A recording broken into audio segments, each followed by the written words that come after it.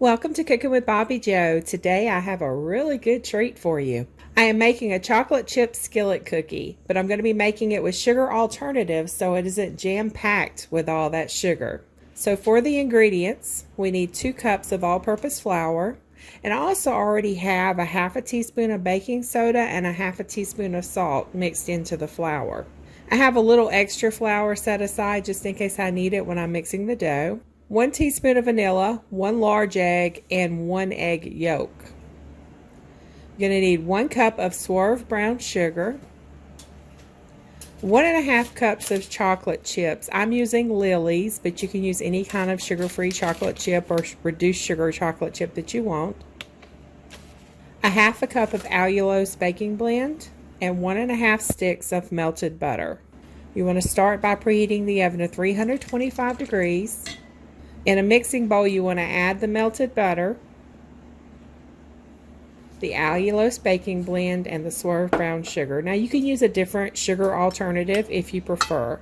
Typically, I would use an electric mixer and beat it until everything's well blended, but I did not feel like getting my mixer out, so I'm just going to use my blending fork. But if you have a mixer, go ahead and use it because it's a lot easier if you use a mixer. It's a lot easier, a lot quicker.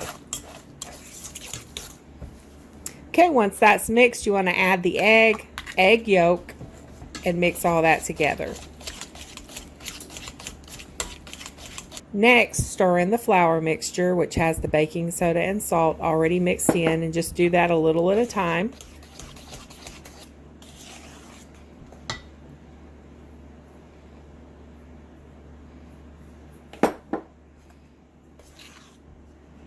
Keep doing this until dough forms. Now, if you have a mixer with a dough hook, you can go ahead and do it that way. It's a whole lot quicker.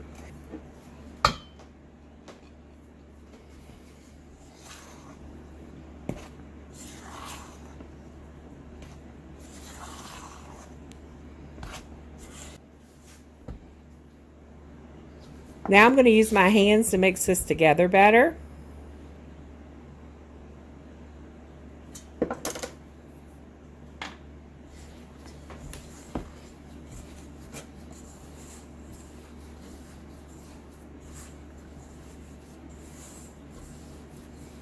And I'm going to add the chocolate chips. Now I've had these Lily chocolate chips left over for some recipes I made a couple of months ago, so I figured I'd go ahead and use these up for this recipe. So I have some white chocolate chips as well as dark chocolate chips. Oh, y'all know what I forgot? I forgot the vanilla. So the vanilla should have been put in back when I added the eggs, but I forgot. But I could still add the vanilla in, mix it in with my hands, and make it work. I have a chocolate chip mold so I can make my own chocolate chips. I've done it before, but I forgot to video it. I will make them again, and I'll try to remember to video it, but I make my own chocolate chips with sugar alternatives. That's why I had these Lily chocolate chips left over, because I forgot I had them in the pantry because I've been using the ones I made instead. This is a 12-inch cast iron skillet. I think it's a no-brand skillet because there is no name on it anywhere. I use this skillet more than any of my other skillets. I try to use all of my skillets, but I use this one the most. Now normally I have my skillet heated before placing anything in it, but since I have to press the dough down in the skillet, I did not heat it. Make sure your skillet is well seasoned. You also may want to go ahead and add a little cooking spray or oil to it. And you could also use a 10-inch skillet too if you want to have your cookie even thicker.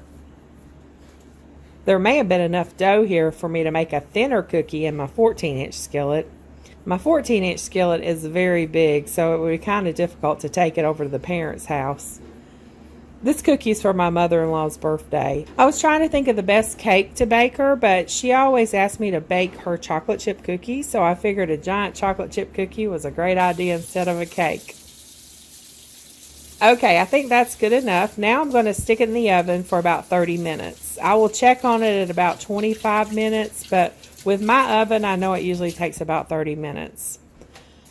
The cookie should be barely golden brown on the top. You don't want to overbake it. The cast iron skillet will remain hot when you remove it from the oven, and it will continue to cook the cookie until it cools down. And you could do a skillet cookie with any kind of cookie dough. You can add icing. You can write happy birthday on it. I have some vanilla decorating icing that I could have used for writing happy birthday on it, but I wanted to keep this no sugar added, and that has sugar, so that would have wiped out my no sugar added recipe. Okay, I'm at the parents now, and it's kind of dark in this kitchen. Steve's about to replace the light bulb for them. I'm going to cut this. This large skillet makes for large wedges. I'm just going to cut it off center because I need the wedges to fit on this paper plate, so I need them to be a little bit smaller. This is delicious, served warm with a scoop of sugar-free vanilla ice cream drizzled with sugar-free chocolate syrup. If you don't want it to be sugar-free, then just use regular brown sugar and granulated sugar in place of the sugar substitutes. These can also be frozen in an airtight container for up to 3 months. I don't think it's going to last long enough to freeze, but there's always that option.